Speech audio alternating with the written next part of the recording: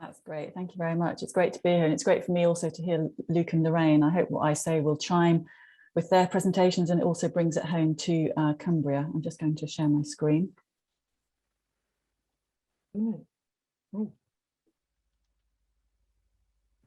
you see that okay? Brilliant. So CAFS, Cumbria Action for Sustainability, is a charity. We're working Cumbria-wide, and our vision is a zero carbon Cumbria. And that means that we focus on encouraging low carbon living. And so we work to do that with individuals, communities, businesses, local authorities, and other organisations to help make that behaviour change that we have heard from Luke and Lorraine needs to happen. So we know that tackling climate change means that people's lives are going to have to change, and we know that we're all starting from a very different place in terms of our understanding of the scale and urgency of the change needed, the know-how, the skills and the support to change, and the funds. So one of the key principles that we follow at Cumbria Action for Sustainability is to focus on the positives. So we emphasise the beneficial outcomes of the changes we need to make, what we call the co-benefits. So for example, we have identified the thousands of jobs that could be created in West Cumbria from more renewable energy generation from solar, wind and hydro. We also focus on the benefits from making our houses more energy efficient, in that it makes them more comfortable to live in and cheaper to run. We focus on the benefits that come from changing how and what we consume, the food, the drink, the clothes, the appliances, that lead to less meat in our diets, healthier diets, money saved, more things repaired or reused, and less waste. We focus on the fact that doing less driving and flying less, replacing those with walking, more cycling, more public transport can reduce air pollution, increase people's health through more active travel options, save money, and provide more public transport to help connect people in the remote rural areas that we have in Cumbria. So one of our principles is that we accentuate the positive. Another principle is that we try to find different levers to pull on for different people, because we know that people respond to different messages and are motivated differently. So we think about the people we're trying to reach. We think about what our community's worried about or what they're inspired by. We look at where they hang out. We look at the gaps in knowledge and action in Cumbria.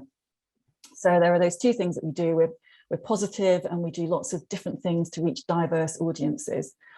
And then we take basically three approaches which are interlinked. We do what we call broad and light projects. So this is where we aim to influence large numbers of people in all walks of life in Cumbria to start them on the journey to behaviour change. We aim to raise their awareness and understanding of climate change, how it's happening, why it's happening, what it means for the world, but also what it means for their lives in Cumbria. And we raise awareness of the solutions that are readily available. And we do this by running lots and lots of events and training courses. We put out lots of information through our website, videos on YouTube. We get into the local news as much as possible, TV, radio, newspapers. We've been running training programs, for example, for the staff of organisations such as local authorities to introduce them to the science of climate change and to the solutions. And we'll have put around 800 people through that training over the last 12 months. We also work with young people in schools to help raise their awareness of climate change and the actions they can take. We run events about things like the pros and cons of electric vehicles, about changing to new low carbon home heating systems. We might have 20 people attend those events, we might have 120 people.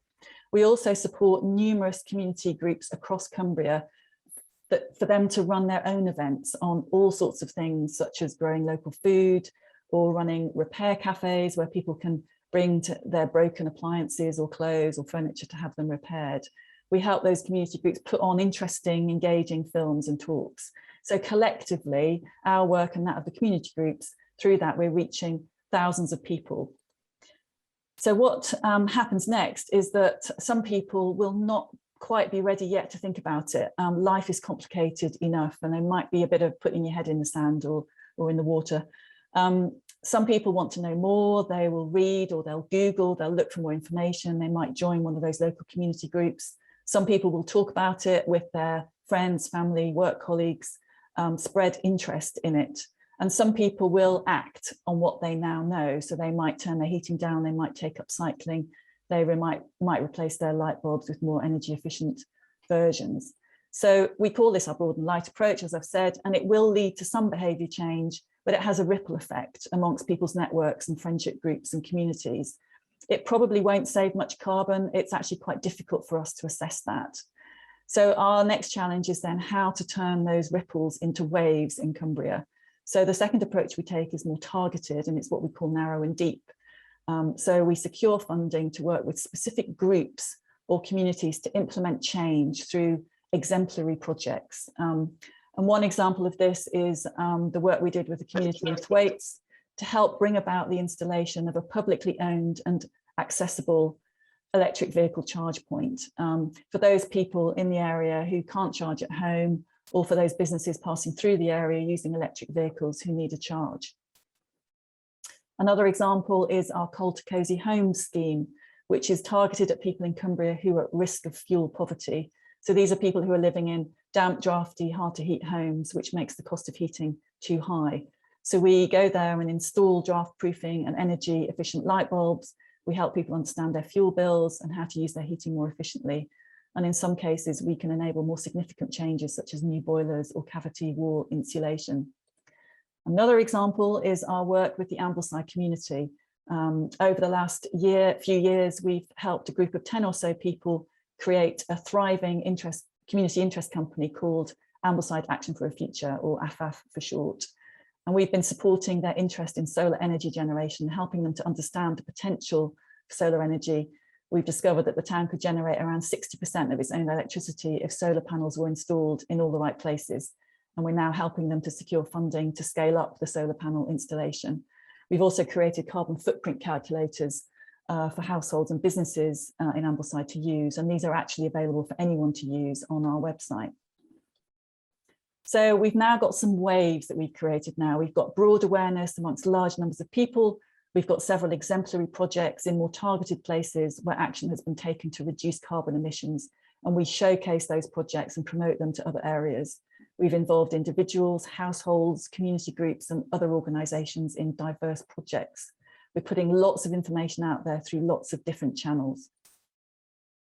But the third part of our work is to ensure all this diversity of action adds up to more than the sum of its parts. So we want to ensure that the actions of individuals and organisations has an impact on what we call the gatekeepers of emissions in Cumbria. So these are the organisations and individuals that set out the plans and strategies which can make a big difference to carbon emissions across Cumbria. That's just your 2-minute warning there. Thank you. Oops, sorry, I've lost my place. Yeah. Sorry, yes. So we create opportunities for the public interest and actions to be shown to local authorities, utilities companies, business groups, and big businesses like Sellafield. And it feels like in Cumbria, we are now seeing a bigger wave of interest. It's more like a tsunami. We've got action and results on carbon emissions. And a large indicator of this is that we now have in Cumbria something called the Zero Carbon Cumbria Partnership. So this is a group of over 70 organisations, all the local authorities in Cumbria, the National Park, businesses, educational institutions, a whole heap of local community groups. It's a group that's co-chaired by CAFS and Cumbria County Council, and those organisations are now working together to plan the pathway to zero carbon for those emissions over which we have most control in Cumbria. And on behalf of that partnership, last year CAFS won £2.5 million from the National Lottery to help resource the Zero Carbon Cumbria Partnership to do more of that broad and light and narrow and deep action, and we could be the first county to hit zero carbon. So that's a really quick intro to what CAFS is doing, but we need lots more done. So we would love to see more local authorities and businesses leading by example, getting their own operations to net zero carbon ASAP. We would like to see more local authorities and businesses using their influence on their local supply chains, using their procurement processes for goods and services to ensure their suppliers are also cutting carbon emissions, sourcing local goods. We've got a local government reorganisation coming up, which is likely to see Copeland merge with Allerdale and Carlisle. And it's a brilliant opportunity to involve Cumbrian residents much more deeply in decision making. So, for example, in things like making decisions on budgets. We'd also like to see decisions to be made that more explicitly consider the impact on the futures for young people, their quality of life, their careers, and their health and safety.